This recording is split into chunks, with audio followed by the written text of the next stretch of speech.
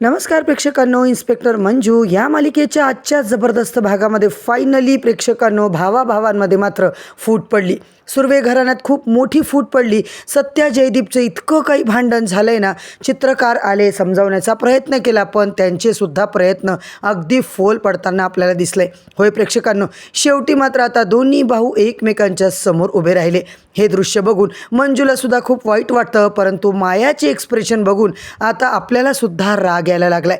कारण मायाचा आनंद अजिबात गगनातच मावत नाहीये. पण हा आनंद खरंच आता किती दिवस टिकणार आहे? तात्यांचं खरं रूप आता सगळ्यांच्या समोर येण्याची वेळ मात्र आली आहे. होय प्रेक्षकांनो, इन्स्पेक्टर मंजू या मालिकेच्या आजच्या जबरदस्त भागामध्ये आपल्याला खूपच इंटरेस्टिंग, तेवढाच धमाकेदार ट्विस्ट आता पाहायला मिळतोय. आजचा भाग खूप इंटरेस्टिंग दाखवला आहे. शेवटपर्यंत नक्की बघा. चॅनलवरती नवीन असाल तर चॅनलला सबस्क्राईब करा, व्हिडिओला लाईक करा. इकडे आपण पाहतोय दोघंही भाऊ एकमेकांच्या जीवावर उठलेले असतात. घरातलं सगळं वातावरण मात्र आता खराब झालेलं आहे. खूप काहीतरी मोठं भयंकर घडणार आहे. पण आता सत्या आणि जयदीप यासारखे एकमेकांना जीवाला जीव देणारे भाऊ अचानक इतके कट्टर शत्रू कसे काय बनले? या सगळ्याच्या मागे नेमकं कुणाचं भयंकर षडयंत्र आहे हे मात्र आपल्याला शेवटी कळणारच आहे. तर मंडळी, इकडे मात्र सुर्वे कुटुंब हादरून गेले. कारण इतकं मोठं वादळ आता निर्माण झाले. कुटुंब आता पूर्ण तुटून गेले. सपनाच्या मनामध्ये आधीपासूनच मंजूबद्दल खूप राग होता आणि मायाने तिच्या मनात अजूनच विष पेरलेलं असतं. आता मंजूला त्रास देण्याची एकही संधी त्या दोघी सोडत नाही. इकडे मात्र मंजूच्या हातावर गरम चहा सांडून तिला वेदना देण्याचा जो काही प्रयत्न मंजूला झालाय आणि त्यावर सपना आणि माया मात्र हसत असतात. सपनाने हे मुद्दामून केलंय आणि सपनाला मात्र जेव्हा सत्या जाब विचारतो, सत्याने का जाब विचारला म्हणूनच आता दोन्ही भावांचं चांगलंच भांडण लागले.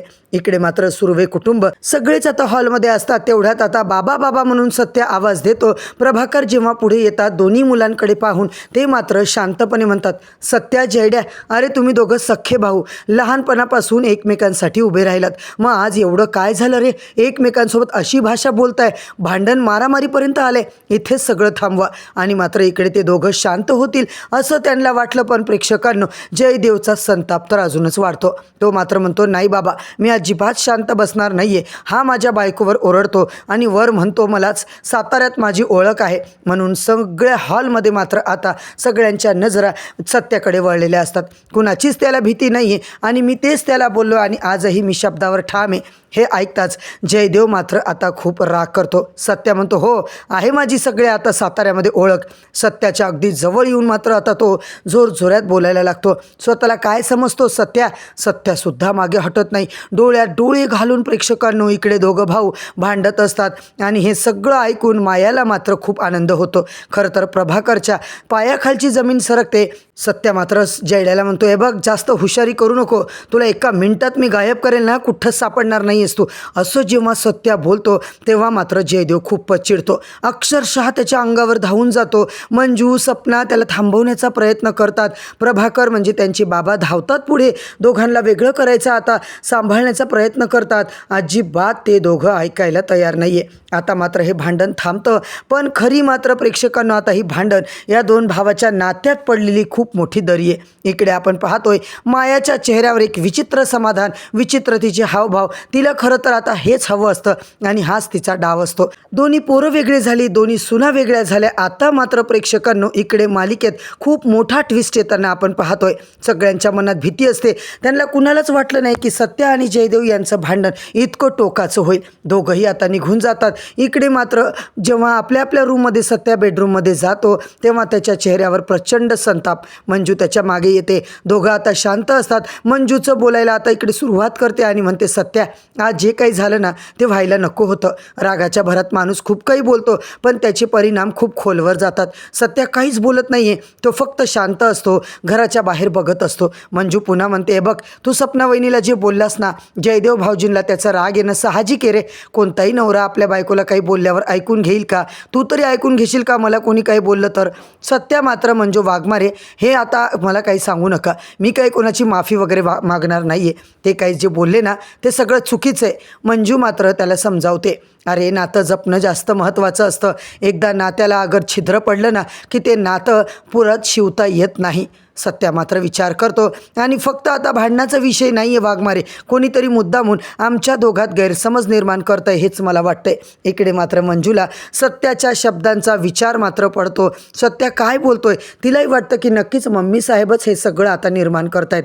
दुसरीकडे जयड्या मात्र आपल्या रूममध्ये रागारागात फिरत असतो. सपनाही त्याला समजावते झालं ते झालं, आता मात्र भांडू नका. तेव्हा जयड्या म्हणतो बस कर, मी जेव्हा शांत बसतो तेव्हा तूच म्हणतेस ना माझ्या बाजूने उभं राहा, माझ्या बाजूने उभं राहत नाही. सगळं झाल्यावर आता मला शांत राहायला सांगतेस. सपना आता काही क्षण शांत राहते. तिलाही आता टेन्शन आलेलं असतं आणि दुसरीकडे मात्र प्रेक्षकांनो मम्मीचं कारस्थान चालूच असतं. तिला आता खूप आनंद झालेला असतो. काही झालं तरी सत्या जयड्या वेगळे झाले, आपला प्लॅन यशस्वी झाला. हे दोघं भाऊ आता कधीच एकत्र येणार नाही. फक्त मला आता एवढं करायचं आहे. मायाचं खरं लक्षण हेच असतं की या दोघात आता आग लावून द्यायची. सगळं सुर्वे कुटुंब आता तुटून गेले प्रेक्षकांनो. इकडे मात्र मंजू देवाजवळ जाते. देवाच्या समोर जाऊन देवाला आता प्रार्थना करते, देवा माझ्यामुळे जर सत्या आणि जयदेव भाऊजींमध्ये आता गैरसमज झाला असेल तर मात्र तो लवकरात लवकर चांगला कर, आनंदाने माझं घर भरून जाऊ दे. आता मंजूची ही प्रार्थना इतकी काही तिने मनापासून केली आहे प्रेक्षकांनो, पण तिला माहितीच नाही आहे की या सगळ्याच्या मागे मायाच आहे खरी कारस्थानी. आता मात्र दोघा भावात भांडण लागले ही गोष्ट तात्यासाहेबांपर्यंत पोहोचली. जयड्यामध्ये भांडण झाले, सत्यामध्ये फूट पडली. तात्याला खूप आनंद झाला आहे. ते म्हणतात मला हेच तर पाहायचं होतं ना की या दोघांना आता मला हरवायचं आहे. आता मात्र मी जयदीपला आमदारकीचं तिकीट देणार आहे.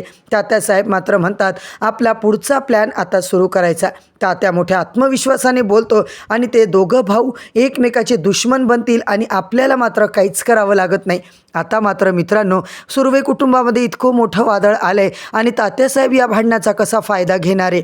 तिसऱ्या बाजूला आपण काय पाहतोय, सत्या जयदीपच्या मनातला राग, एकमेकांविषयीची कटुता भयंकर वाढलेली आहे. आता मात्र मंजूला खरंच सत्य कळणार का, जयदेव आणि सत्या एकत्र येणार का आणि या भांडणाचा फायदा घेऊन तात्यासाहेब आता सुर्वे कुटुंबावर नेमका काय मोठा गोंधळ घालणार आहे. इकडे मात्र तात्यांनी चक्क आपल्या बायकोला म्हणजे मालिनीला सुद्धा गळा दाबून ठार करण्याचा प्रयत्न केलाय.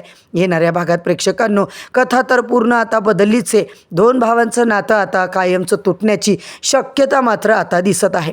आता मात्र इकडे खरंच यांचा प्लॅन यशस्वी होईल का हे पाहण्यासाठी आणि येणाऱ्या भागांचे अपडेट जाणून घेण्यासाठी इन्स्पेक्टर मंजू या मालिकेचे अपडेट जाणून घ्यायचे असतील तर चॅनलला सबस्क्राईब करा, व्हिडिओला लाईक करा.